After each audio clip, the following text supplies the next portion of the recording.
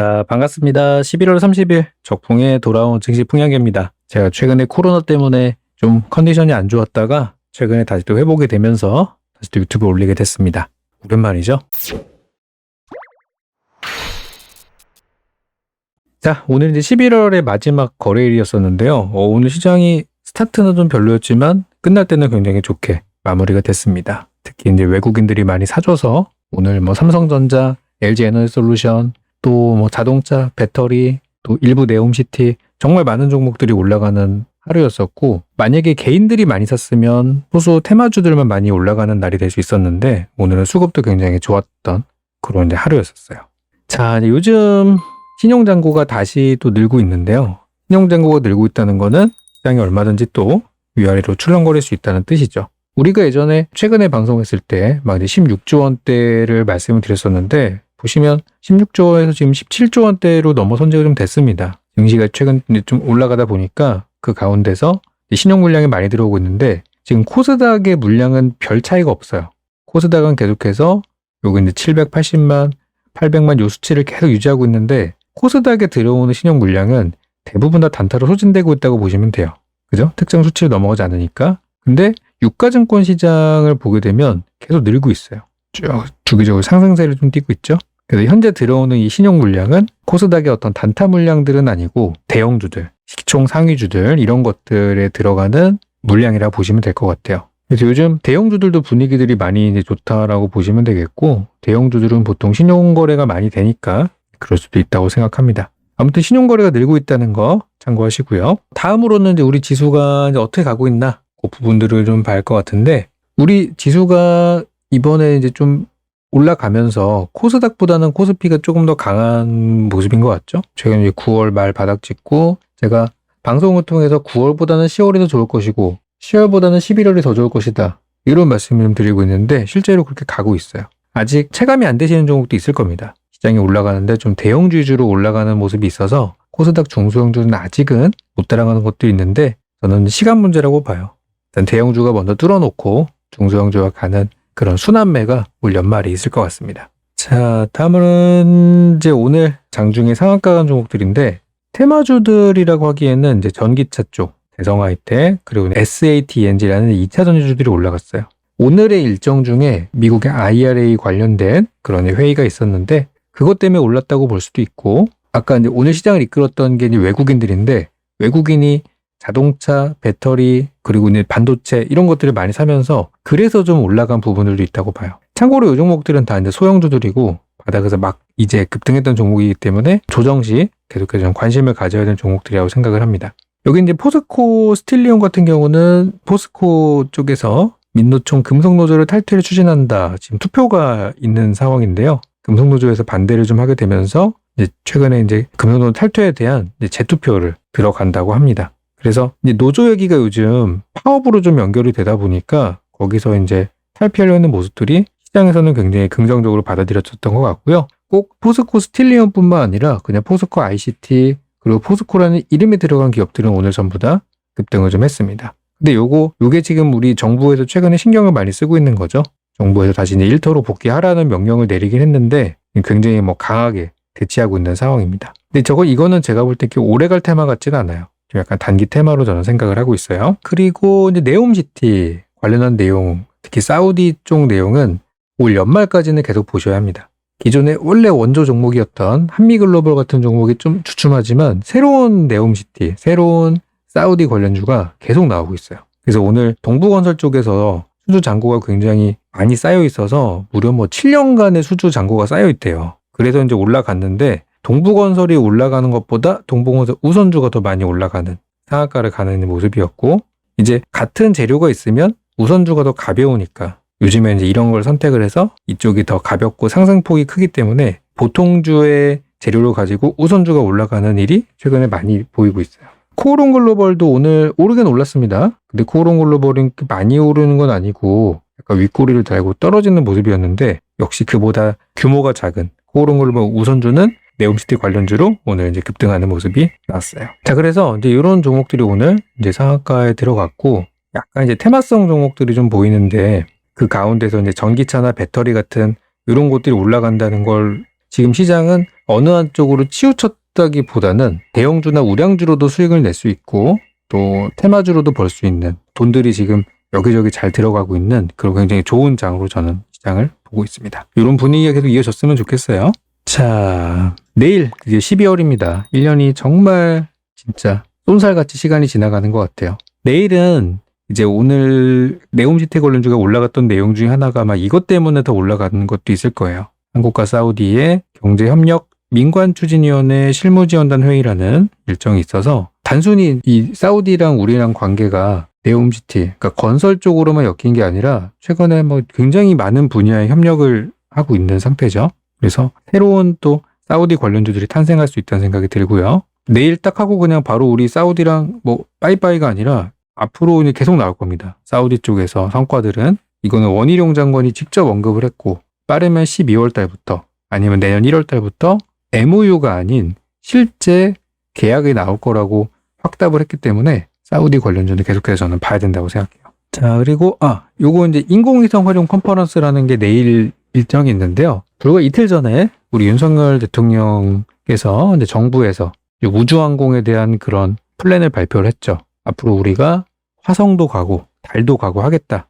미래의 얘기지만 그래서 우주항공 테마가 이제 막 바닥에서 좀 튀고 있는 모습이 있는데 좀 장기로 봐야죠. 당장 우리가 내년에 달에 갈 수 있는 건 아니니까 미래를 보고 투자한다면 저는 괜찮을 것 같아요. 그래서 우주항공 테마, 인공위성도 굉장히 좋다고 생각합니다. 테슬라의 전기 트럭인 세미가 이제 미국 시간으로 12월 1일이니까 좀 하루 뭐 뒤 얘기지만 미국에서는 이제 공식 출고한다고 합니다. 우리나라랑 다르게 미국은 이제 트럭, 픽업 트럭이라고 하는 게 활용도가 높다 보니까 많이 팔리는 게 다르죠. 근데 과연 어떨지. 최근 테슬라 주가가 많이 떨어져 있어가지고 개미들이 많이 샀다는 얘기가 들려오는데 과연 이것이 살릴 수 있을지 아직 저는 그렇게 느낌이 오는 재료는 아닌 것 같은데 오늘 과거 테슬라 관련주였던 뭐 센트럴 모텍이라던가 잠시 후에 오늘 차트 한번 볼게요. 센트럴 모텍이나 다른 종목들 다른 테슬라 관련주는 그다지 움직임이 없는 것 같아요. 명신산업 오히려 바닥에 있으니까 오를 수 있다는 생각도 드네요. 한번 좀 볼 필요가 있을 것 같습니다. 그리고 이제 내일 미국 상무부에서는 중국의 태양광 제품 우회 수출에 대한 조사 결과를 발표한다고 하는데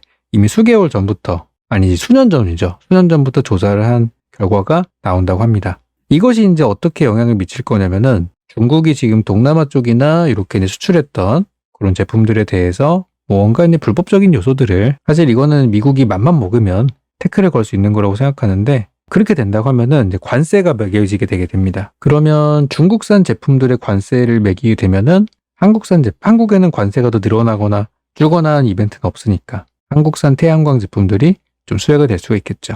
이것도 잠시 후에 관련주를 한번 같이 보도록 하겠습니다. 아까 이제 봤던 내용들 중에서 인공위성 관련 내용을 좀 말씀을 좀 드렸었죠. 인공위성 관련하면 이제 우주항공 테마를 보면은 요적이 이제 한국항공우주 이런 종목들은 빼놓을 수가 없죠. 주가도 최근에 이제 저점에서 살짝 올라가는 모습이고 굉장히 저는 긍정적으로 보고 있어요. 흐름도 나쁘지 않다 봅니다. 이런 거는 더 간다고 봐야 되겠죠.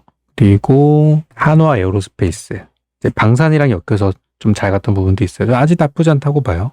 근데 이제 이 두 종목이 사실상 이 우주항공 테마를 이끌고 있는데 조금 부담스러운 부분들도 있을 거예요. 최근 고점에서. 그래서 저는 좀 바닥에 있는 걸 사고 싶다 하시는 분들께는 세트레가이 같은 종목들 완전 바닥에서 올라가고 있죠. 이게 주봉입니다. 세트레가이 같은 종목들도 좋게 보고 있고요. 그리고 켄코아 에어로스페이스 같은 종목들도 그다지 이렇게 많이 오른 주식은 아니라서 이쪽도 굉장히 저는 좀 좋게 보고 있는 종목 중에 하나예요. 어찌 보면 이렇게 좀 큰 박스 구간에 갇혀 있다라고도 보여지는데 탈피가 예상되는 부분도 있습니다. 그래서 이런 것들은 이제 시세가 그렇게 많이 난 종목들은 아니고 앞서 봤던 한화 에어로스페이스랑 한국항공우주는 등치가 큰데 켄코아는 시총 6,600억짜리예요. 세트레가에도 시가총액 2,700억짜리입니다. 가벼운 종목이죠, 상대적으로. 그래서 우주항공 테마에서 이 두 종목이 저평가돼 있고 좀 가볍게 오를 수 있는 종목이라고 보고 있습니다. 그리고 이제 테슬라 관련주 쪽에서는 대표적으로 명신산업 예전에 이제 저도 한번 추천했던 종목인데 제가 예전에 뭐라고 말씀을 드렸냐면 25,000원에 이제 매도를 했어요. 저는 방송 추천드려서 목표가가 25,000원이었기 때문에 매도했는데 이 종목은 나중에 3만 원 이상 간다고 말씀드렸던 종목이에요. 그래서 그때 이제 잘 팔고 바닥 요 구간 지금 저점이 있죠. 2만 원 이하에서 그러니까 2만 원에서 15,000원 요 사이에서 잘 사두시면은 나중에 25,000원 뚫고 3만 원까지 갈 수 있는 종목이에요. 다만 얘는 이제 코스피 200 대형주기 때문에 시가총액이 1조 원에 가까운 종목입니다. 이런 종목이 막 갑자기 급등하진 않아요. 그래서 좀 시간은 걸리겠지만 현 구간은 천천히 모아두시는 구간입니다. 그리고 내년을 목표로 내년 어느 시점에 올라가는 거를 목표로 보시면은 굉장히 좋을 것 같아요. 명진산업 저는 긍정적으로 생각합니다. 이것도. 그리고 아까 이제 센트럴 모텍을 말씀드렸는데 센트럴 모텍도 이제 테슬라 얘기 나올 때마다 들썩거리는 종목이고 최근의 변동성으로만 보면은 제일 큰 것 같아요. 그리고 좀 올랐으니까 좀 떨어지면 좋지 않을까 싶어요. 한 16,000원 정도까지 밀리면은 그쯤에서 이제 음봉 매수해서 반등 나올 때 단타 정도는 할 수 있지 않을까.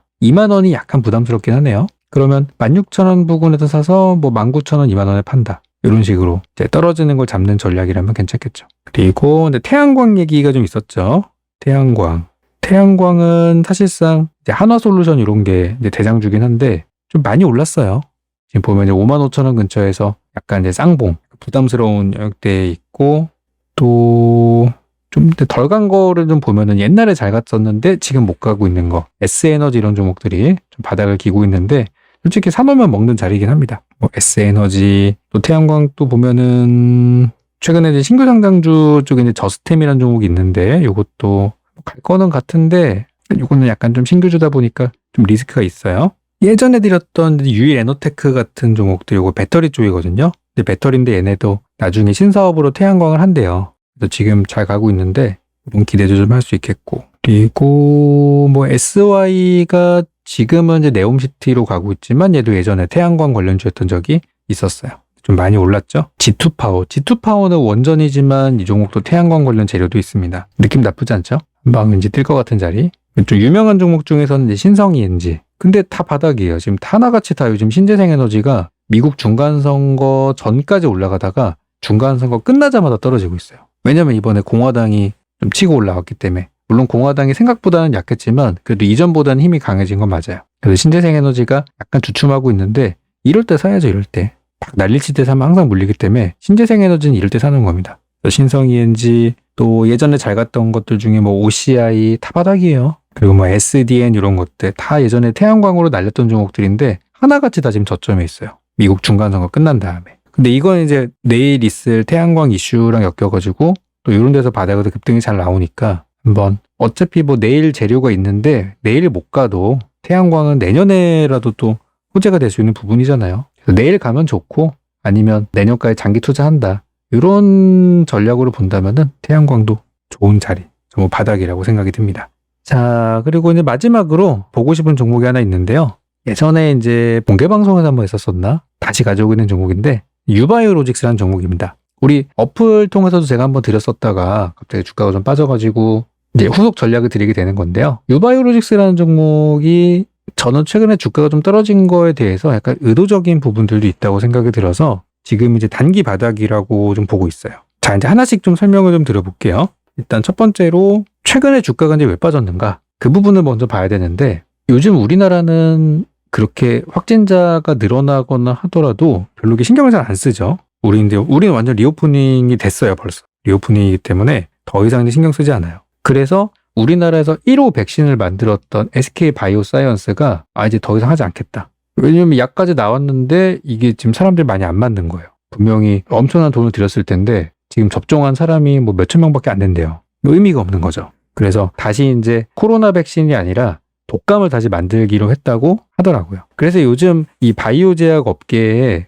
요 코로나 백신을 만들던 기업들, 유바이오로직스도 코로나 백신을 만들던 기업이었기 때문에 이게 최근에 악재라고들 하더라고요. 근데 제 생각은 좀 다른 게 지금은 코로나가 어쨌든 예전보다는 많이 좋아지고 있고 물론 제가 최근에 걸려가지고 좀 그렇긴 합니다만 어쨌든 예전보다 확진자는 줄어들고 있고 우리는 점점 이 코로나 팬데믹을 벗어나고 있는 중이에요. 물론 최근 중국에서 좀 난리가 나고 그러고 있지만 어쨌든 좋아지고 있어요. 그렇기 때문에 지금은 넥스트 코로나 백신이에요. 그러니까 코로나를 넘어선 다른 먹거리가 있어줘야 돼요. 그게 지금 바이오 제약주들이 우리가 어떤 바이오 제약을 투자해야 되느냐를 놓고 봤을 때 코로나 관련주가 아닌 것들을 지금은 봐야 된다는 거예요. 다음 먹거리가 있어야 됩니다. 예전에는 그냥 뭐 관련주도 아니든 간에 그냥 코로나라고 하면은 다 같이 올라갔던 시절도 있었어요.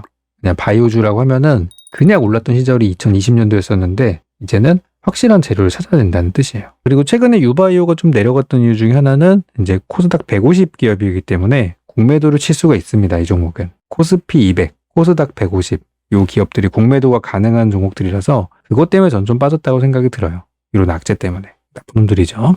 자, 그렇다면 지금의 이 하락한 구간을 공략해서 매수 타이밍으로 잡으면 좋지 않을까? 오늘 그래서 제가 이제 가져오게 된 건데, 최근에 유바이오로직스가 호재가 하나 있었죠. 바로 이 본업인 콜레라 백신. 요즘에 콜레라 백신이 다시 또 아프리카나 중동 지방이나 이쪽에 퍼지고 있다고 해요. 그래서 사우디 쪽에서 이제 공급을 하기로, 사우디 쪽에 바이오제약 회사에 공급하기로 MOU를 체결했는데, 이 MOU라는 거는 실제 계약으로 가기 전 단계입니다. 그러니까 MOU가 파기되는 경우들도 제법 있다는 거예요. 그래서 이번에 사우디 쪽에서 우리가 그 빈살만 왕세자가 방한을 하면서 많은 진전이 있었습니다만 이 중에서 안 되는 것들도 있을 거란 말이에요. 그냥 없던 일로 서로 논의해봤으나 뭔가 서로 간에 잘 조율이 안 돼서 없던 일이 되는 것들도 있을 거예요.